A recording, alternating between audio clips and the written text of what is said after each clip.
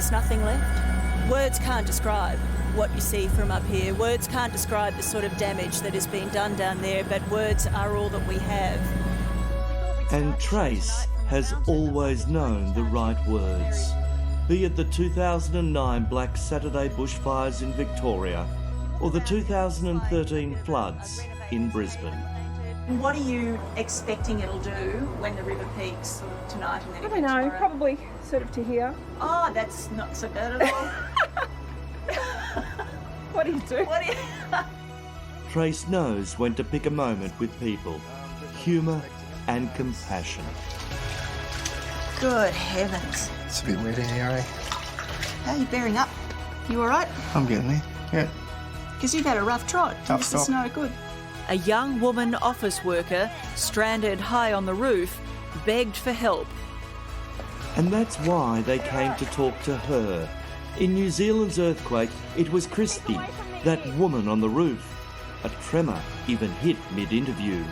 I didn't know if people were alive or they were dying around me. Sorry. The skill of an outstanding journalist, from tragedy one day to entertaining fun the next. I'm Catherine Middleton. I'm William Wales. I'm so looking forward to Friday. What, a current affair? Well, Right royal frivolity with mate Ita at a royal wedding. The morning of a monarch in state. And she's still doing her duty. And I really think she'd just like to get back to her husband. When personal family matters became too public, more often than not, they trusted one person to speak to. I think we were all aware that there was a bomb about to go off somewhere, sometime. A celebrity mother and father dealing with a wayward child. As the result of his problems, our lives already have changed dramatically. And then one of the girls saw it when we went for coffee on my social media that children had been burnt in a car at Campbell. And I was like, no. And then when she said Raven Street, I was like, no. And then the police walked in and I just knew. Another family dealing with the shocking loss of theirs. Hannah Clark fought so hard for her kids against the domestic violence that eventually took them all. My girls will grow up being strong women. That's right, Claire. Do I understand their worth? Yes. There's that last bit, they will not grow up to be strong women, because It's her empathy, her calm way. That's why people opened up to her. But trust me, Trace is just like us, pretty down to earth. During COVID lockdown, we were in her spare bedroom with the dogs. Down, down. The dogs stay. The dogs stay. Everyone stay. But boy, oh boy, when injustice raised its ugly head. I don't get that. I don't understand why. Trace was always up to fight for people, like Queenslander Gary Ralph, who was treated for a brain tumour in Sydney and forced into Brisbane hotel quarantine during COVID lockdowns instead of being allowed to go home. Gary has grade 4 glioma. I watched a dear friend nurse her husband through that. Every minute is precious and he is fragile. He is exactly why exemptions exist. More often than not, she got a wrong righted. If ACA hadn't have picked up our story like they did, we wouldn't be here today. Such a way with people. Are you more like Sandy 1 or Sandy 2? I'm not telling you. Oh, I didn't mean that to be both, you know. I think we should all have a little bit of both in our life. I think as women we have a little bit of both, yeah. Our Trace can put anyone at ease. Just ask Doctor actor Roger Corser, who's reportedly never been the same since that prolonged pash. But like her time with us, all good things eventually come to an end. Oh, goodness, that gig with Roger Corser was just about the best ever. We'll be back with more after the break. Tracy, Australia will miss you because you're a star.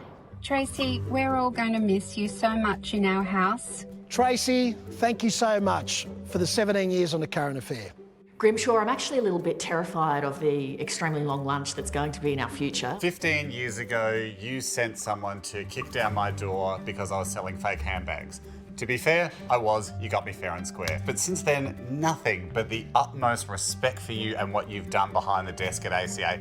Can Australian TV ever be the same? Tracy Coleslaw, we love your work very much. She burst onto the scene, fresh out of local newspapers. I'm a disability support worker and my clients absolutely adore Tracy. Tracy, congratulations. It's been an honour watching you over the years. Thank you.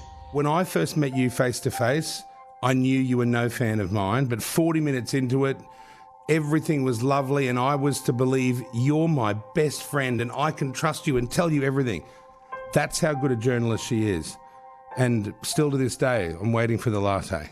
You're in a class all of your own. Something royal for the event. This is my royal appointment. And I bought them at Buckingham Palace, at the shop at Buckingham Palace. So I've gone, I only felt for you, Princess Tracy, that I should get the best. You are dead elegant, Queen Ida. It's one of my cherished memories, actually. What fun we had. Remember the shoe shopping? And I've said, you're a professional, you're amazing at what you do, and one of the best I know at it. Hi, Tracy. I met you in 1995 at the Sydney Domestic Airport security screening. You used to come up through the valet car park, and one day I asked you for your autograph, and you said to me, why do you want my autograph? I'm nobody special. And I said, one day you will be. Put in a good word for me because I think I can take the seat. I'd be a great Current Affair host. Whew. Tracy, I can tell you from my own personal experience, not everyone gets to determine the timing of their new career path. You have. Well done and the best of luck. It is not news until Tracy Grimshaw tells us it is. We will miss you. I'm here to tell you all the praise, all the recognition you've received over all those years and you're receiving tonight is well deserved. You talk about a huge talent, but I'll tell you what was even bigger than her talent back then. The shoulder pads and the hair. No, I'm not joking. The hair was out here and the shoulder pads were out there. But of course the career became even bigger. You haven't actually nailed me yet, but I would have looked forward to it. Don't worry about that. You're an icon of television. And I can honestly say, Tracy, the highlight of my career was standing outside Westminster Abbey on air with my friend for about 11 hours covering the Queen's funeral. I wish you grand luck in your next grand adventure. Lots of love. You do it all with such dignity. Oh, we love you so much, Tracy. You've set a very high standard for those who may aspire to a career in your industry. You are the voice of many victims like me, and you made a huge impact in our lives. You've been tough when needing to be tough. You've been warm and endearing when everybody wants a cuddle on television when you don't get it. I just feel so blessed that it was you that I did the interview with when I heard about the news of Olivia, because it was overwhelming, and your compassion and your kindness and your sensitivity will stay with me for absolutely ever. You've been a factor in all our lives for so long, and your forensic interviewing style is something we all aspire to. We miss you already. Good luck. I love you. Yasu. And as Humphrey once said, here's looking at you, kid. You are going to be missed. I'll miss you. All the best with whatever you plan on next. Here's that autograph, and thank you, and hopefully we see you again soon. Oh, I've got terrible handwriting. I'm so sorry about that. That's lovely. I'm almost speechless, but I better not be speechless because I have to come back after the break. Okay, this is the hard bit, and it feels weird because usually now I'd be signing off for summer, only this time I won't be back in January. And I need to say something about that.